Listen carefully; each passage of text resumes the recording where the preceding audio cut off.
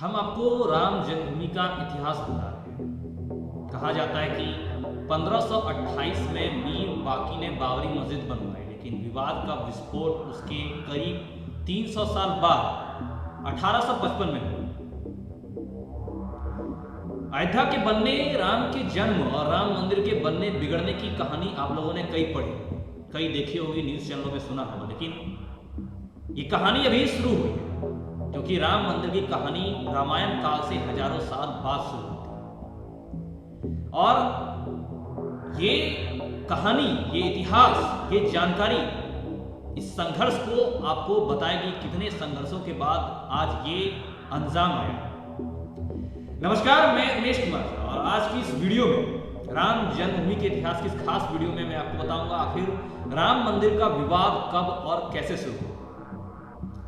इसकी शुरुआत हुई 1855 को हनुमानगढ़ी, ये जगह हनुमानगढ़ी से यह विवाद शुरू हुआ। दरअसल 1855 में अयोध्या के सबसे बड़े मंदिर हनुमानगढ़ी में पहली बार सांप्रदायिक विवाद हुआ। इस संबंध में इतिहासकार सर्वपल्ली गोपाल की किताब एनाटॉमी ऑफ कन्फ्रंटेशन, उसमें लिखा है, उनके मुताबिक 1855 में कुछ मुस्लिमों ने हनुमानगढ़ी पर धावा बोला और मुस्लिमों ने का दावा था कि हनुमानगढ़ी को एक मस्जिद तोड़कर बनाया गया।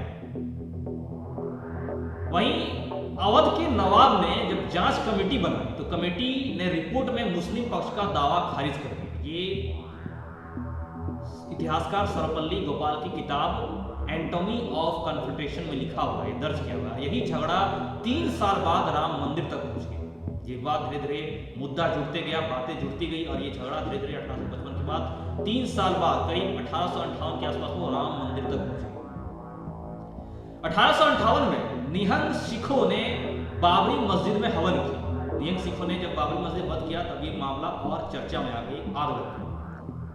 नवंबर 1858 में 25 निहंग सिख निहंग बाबा फकीर सिंह खालसा के नेतृत्व में बाबरी ढांचे में घुसकर हवन पूजन किया। ये वहां की शुरुआत थी। मस्जिद के मुअज्जिन मौलवी मोहम्मद असगर ने इनके खिलाफ FIR दर्ज करवा दी। कुणाल किशोर की किताब अयोध्या रिविजिटेड के मुताबिक FIR में कहा गया कि निहंग सिखों ने मस्जिद से सटाकर एक चबूतरा बनाया। वहीं मस्जिद की दीवारों पर राम राम लिख दिया था। मस्जिदों की दीवारों पर राम राम लिखा हुआ था। राम मंदिर विवाद में यह पहला कानूनी दस्तावेज था। हालांकि चबूतरा बनाने की कहानी कुछ जगहों पर अलग भी मिलती है, लेकिन ये पहली कानूनी दस्तावेज थी, पहली FIR थी जो राम मंदिर विवाद को शुरुआत करती। उसके बाद करीब 1859 में, 1 साल बाद, दीवार जब बनाकर अंग्रेजों ने इलाके तय कर दिए। दरअसल 1859 में शांति व्यवस्था बनाए रखने के लिए अंग्रेजी प्रशासन ने चबूतरे और मस्जिद के बीच दीवार बना दी थी और पहली बार इलाके तय किए गए कि ये इलाका इसका है, ये इलाका उसका।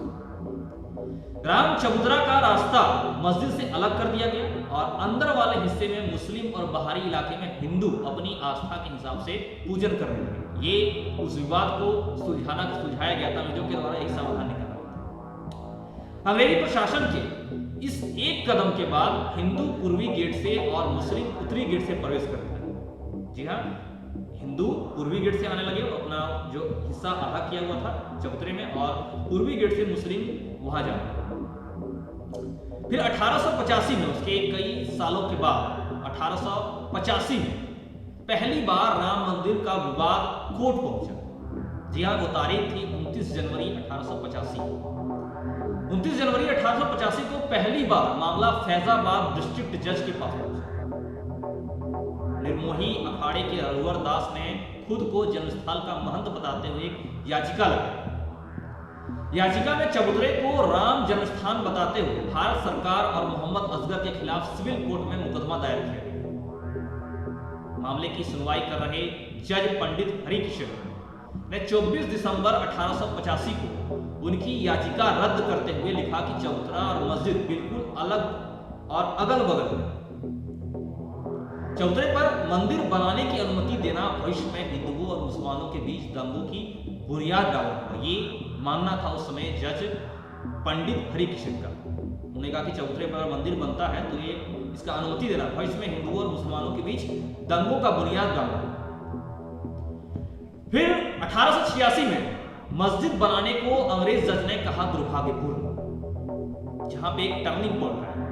जी हाँ, मस्जिद जो बनाया गया था उसे अंग्रेजी प्रशासन ने, अंग्रेज जज ने उसे दुर्भाग्यपूर्ण बताया। उसी के इसलिए जब आगे बात बढ़ी, जैसे जी हाँ, जज पंडित हरिकिशन के फैसले के खिलाफ निर्मोही अखाड़े ने दोबारा अपील की थी। दरअसल जब वो जज पंडित हरिकिशन निर्मोही ने जब कहा कि उस जगह पर, चबूतरे पर मंदिर बनवाना आगे हिंदू मुसलमान के भविष्य में दंगे का कारण होगा, इसलिए उसने फैसला खारिज कर दिया, तो नहीं दी। तो उसके बाद उस फैसले के खिलाफ निर्मोही अखाड़े ने दोबारा अपील की और इस बार मामला डिस्ट्रिक्ट कोर्ट में तत्कालीन जिला जज कर्नल चैमियर के पास पहुंचा और कर्नल चैमियर ने मामले को समझने के लिए मस्जिद वाले इलाके का दौरा किया और 18 मार्च 1886 को उन्होंने भी याचिका खारिज कर दी।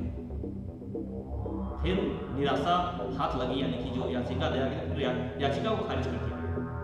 साथ ही अपने फैसले में उन्होंने ये भी लिखा, उन्होंने अपने फैसले में कहा कि मैंने अयोध्या कस्बे के बॉर्डर पर बाबर की बनाई मस्जिद देखी। अगर मस्जिद को उस स्थान पर बनाया गया है जो हिंदुओं का लिए पवित्र था तो ये दुर्भाग्यपूर्ण है, लेकिन ये बात 356 साल पुरानी है, अब समाधान करने के लिए बहुत देर हो चुकी। यानी कि अंग्रेजी जज ने माना, उस बात को कहा कि उस जगह पे बनाया गया ये दुर्भाग्यपूर्ण है, लेकिन उस बात को हवाला देते हुए उन्होंने खारिज कर दी कि अब वो बात हुए, वो घटना हुए 356 साल हो गए हैं, तो अब उसका समाधान करने के लिए बहुत देर हो चुका है, यानी कि अब उसका समाधान नहीं किया सकता। उन्होंने इस बात को साइड करते हुए इस मामले को खारिज कर दिया। उसके बाद साल 1934 में अयोध्या में गौ हत्या और दंगे हुए। 1886 में भी अदालती लड़ाई के बाद अयोध्या में राम मंदिर को लेकर बड़ा विवाद नहीं हुआ था, लेकिन हिंदू और मुस्लिम पक्ष अपने अपने हिस्से में सीमित थे 1886 में। लेकिन फिर कई साल बाद दरअसल 1934 में अयोध्या से सटे एक गांव में बकरीद के दिन गौ हत्या के मामले ने तूल पकड़ ली। बकरीद के दिन उन्होंने गौ हत्या किया गया और ये मामला तूल पकड़ा और दंगा भड़का और इसकी आंच अयोध्या तक भी पहुंची। कुछ लोगों ने बाबरी मस्जिद को भी नुकसान पहुंचाया। हालांकि बाद में अंग्रेजी प्रशासन ने इमारत की मरम्मत करवा दी थी, जो उस समय नुकसान पहुंचाया गया था, दंगों की वजह से जो नुकसान पहुंचा। उस घटनाक्रम के बाद साल 1936 में फिर मस्जिद को लेकर मुस्लिम समुदाय उलझ गए। जी हाँ, दरअसल साल 1936 में मुसलमानों के शिया और सुन्नी समुदाय इस बात पर उलझ गए कि मस्जिद पर किसका अधिकार है।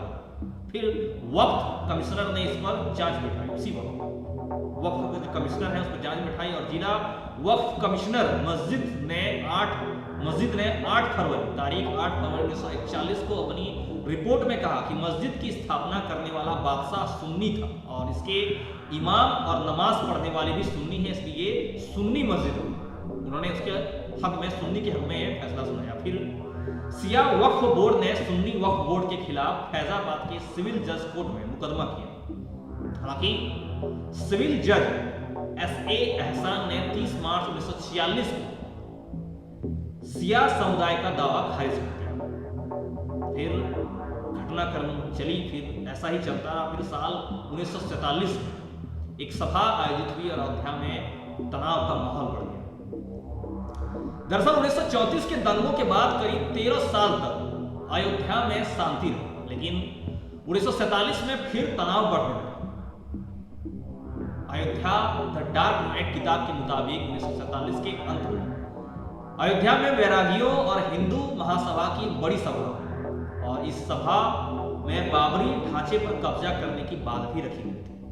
ये बात अयोध्या द डार्क नाइट किताब में लिखा है। इस सभा के बाद अयोध्या का माहौल कैसे बिगड़ा, किसने राम के नाम पर राजनीति शुरू की और कैसे मस्जिद मंदिर विवाद से पहली बदली देश की राजनीति कैसे बदली, ये कई सारे सवाल आपके मन में उठ रहे हैं। पर आज की वीडियो में फिलहाल ही हम आपको इन सवालों का जवाब कि सभा के बाद अयोध्या का माहौल कैसे बिगड़ा, किसने राम मंदिर की राजनीति शुरू की और मंदिर मस्जिद विवाद से देश की राजनीति कैसे बदल गई, सभी सवालों का जवाब मैं आपको अगले किसी वीडियो पे दूंगा। आज की इस वीडियो में इतना ही, आगे आपसे फिर मिलेंगे कुछ नई और अच्छी खबरों के साथ। हमारे साथ अंत तक धन्यवाद। जय हिंद, जय भारत, जय श्री राम।